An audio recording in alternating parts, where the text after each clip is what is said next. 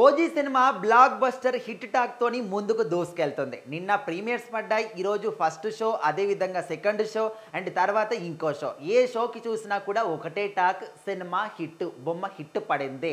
So శవాలు లేసిపోతాయి. ఇంకా థియేటర్లో వాతావరణం చూస్తూ ఉంటే ఈరోజు ఒక సీట్లు కానీ, ఒక స్క్రీన్ కానీ ఏది కూడా కనిపించదు. మేము వేసినటువంటి పేపర్లే కనిపిస్తాయి అనే విధంగా ఫ్యాన్స్ పిచ్చి పిచ్చిగా ఎంజాయ్ చేశారు. వాళ్ళ మాటల్లోనే మనము రివ్యూస్లో కానీ పబ్లిక్ టాక్స్లోనే వింటూనే ఉన్నాం కూడా. వితిన్ మినిట్స్లో ఏ ఒక్క రివ్యూ పెట్టినా కూడా ఫుల్ హల్చల్ చేస్తుంది, వైరల్గా కూడా మారుతుంది.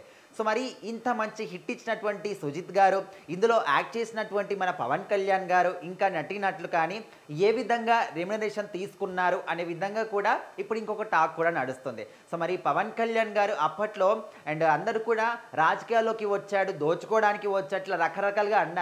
కానీ ఆయన మాత్రం అందరూ కూడా చెప్పింది ఒకటే మాట. పవన్ కళ్యాణ్ గారి ఫ్యాన్స్ అందరూ, జన సైనికులు అందరూ కూడా ఆయన ఒక సినిమా చేస్తే ఒక్క రోజుకి 2 కోట్లు ఇచ్చేటటువంటి సత్తా పవన్ కళ్యాణ్ గారికి ఉంది. అయినప్పటికీ కూడా తన సొంత డబ్బులు, తన జేబులో నుంచి డబ్బులు తీసి జనాలకు పెడుతూ సేవ చేస్తూ జనాలకు సేవ చేయాలని ఆయనకు ఉంది కాబట్టి రాజకీయాల్లోకి వచ్చాడు అని చెప్పేసి ఎప్పటికప్పుడు కూడా డిఫైన్ చేస్తూనే ఉన్నారు జన సైనికులు అందరూ కూడా. అయితే ఓజీ సినిమాలో పవన్ కళ్యాణ్ గారికి 80 కోట్ల రెమ్యునరేషన్ ఇచ్చారు అని చెప్పేసి అయితే టాక్ నడుస్తుంది.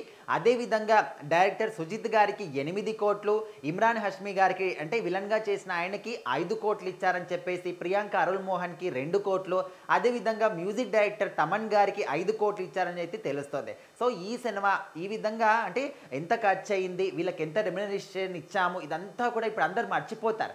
ఎందుకంటే సినిమాకి ఎన్ని కోట్లు వచ్చాయి, ఫస్ట్ డే ఎంత కలెక్షన్ కొట్టాం మనము, లాంగ్ రన్లో ఎంత వస్తుంది, ఏ సినిమా రికార్డ్ని తిరగరాస్తుంది, ఇప్పటి వరకు ఏ రికార్డ్స్ ఉన్నాయి, ఈ విధంగా జనాలు ఇప్పుడు ఆలోచిస్తారు. సో ఖచ్చితంగా మనము మాట్లాడుకుంటే క్లియర్గా ప్రీ బుకింగ్స్కే 75 కోట్ల వరకు వచ్చిందని తెలుస్తుంది. సో మరి 75 కోట్లు ప్రీ బుకింగ్స్కే వస్తే ఇంకా ఆఫ్లైన్ టికెట్స్ కానీ ఇదంతా కూడా కలుపుకుంటే ఓవరాల్గా అన్ని షోస్కి గాను ఫస్ట్ డే కలెక్షన్స్ 150 కోట్లకు పైగానే వచ్చే అవకాశం ఉందంటూ కూడా ట్రేడ్ వర్గాలు చెప్తున్నాయి.